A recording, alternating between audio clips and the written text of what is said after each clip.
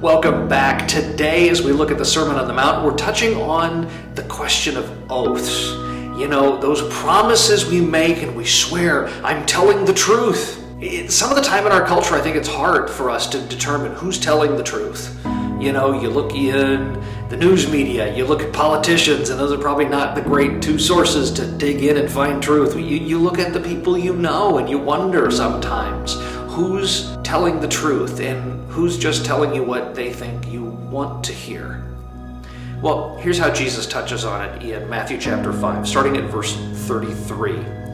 Again, you have heard that it was said to those of old, you shall not swear falsely, but shall perform to the Lord what you have sworn. But I say to you, do not take an oath at all, either by heaven, for it is the throne of God, or by earth, for it is his footstool, or by Jerusalem, for it is the city of the great King. And do not take an oath by your head, for you cannot make one hair white or black.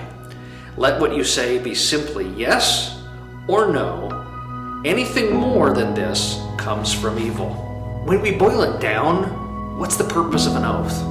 What's the purpose of an oath in this context is requiring yourself to swear to say, you need to trust me. And, you know, I swear on my mother's life. I swear by God, I'm telling the truth. If you have to constantly be placing the validity or the question of the validity of the words you're saying on someone else or something else, doesn't that kind of call into question the honesty that you have day in and day out? Doesn't it make you wonder perhaps a little bit whether your normal yeses and nos and your normal promises are less than when you are swearing an oath? It kind of undermines the trustworthiness of what you have to say. And so Jesus is pointing us here and saying, be straightforward and honest. Let your yes be yes. Let your no be no. Just be direct, so that all that is required for someone to trust you is your word.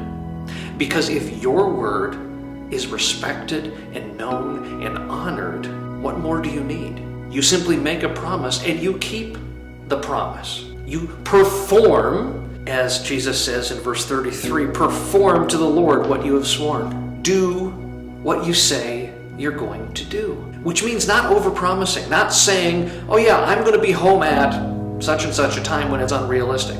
Don't say the thing that the person you're talking to wants to hear, but what you can deliver. If there's a point where you're saying, I think we can do this, but there's a possibility I won't be able to pull it off, be honest. Let your word be truthful and direct. That way, you don't have to call upon God or call upon anyone else to bear witness to the honesty of what you're saying.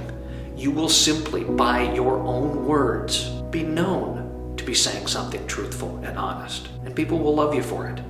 And they will receive what you have to say, and they'll believe you because you're trustworthy. And what a much better way to live as someone who is trusted and trustworthy. God's blessings, and I'll see you next time.